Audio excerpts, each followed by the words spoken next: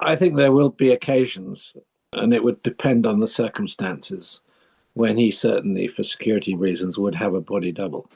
It's almost a normal security measure for somebody like Putin, who is a very high profile target. I mean, bear in mind that assassination has been a pretty common part of Russian politics for many, many years.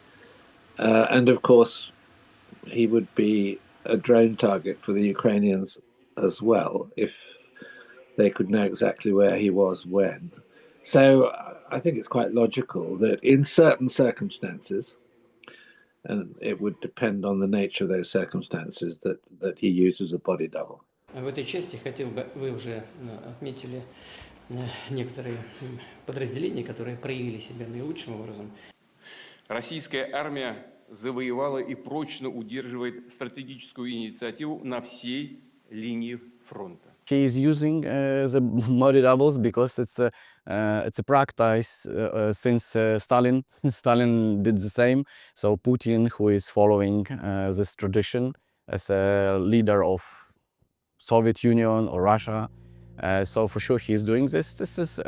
But normally he uses them for events where there is no necessity to speak, some visit of the factory or so on. So this is not only for security reasons, yes, because sometimes he cannot be in several places at once. So, but he has such a kind of solution.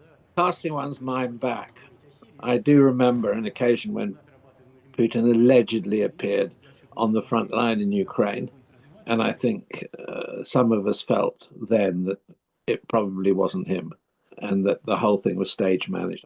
There have been other analysis which have been published in the media where people have analyzed Putin's faces and tiny details to do with his ears and eyebrows and things like that. So I think there are probably, if you add it up, there are probably quite a few occasions. And it may well be that the Ukrainians who are pretty well informed in areas like this, in my experience, have worked out, when it's a body double and when it isn't. But I think now the AI analysis would be pretty crucial, actually. There are so many points in an individual's appearance and habits of speech and movement, and probably the quickest and easiest way to analyze that would be to do comparison using AI tools, or that's what I would imagine.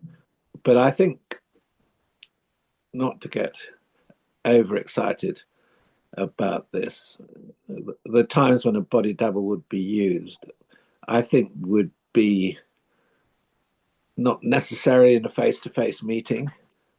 That would be very, very difficult to replicate Putin when you're that close. But let's say there's someone walking around a car factory, or visiting a children's playground, particularly if it's an outdoor event and the press is at a distance.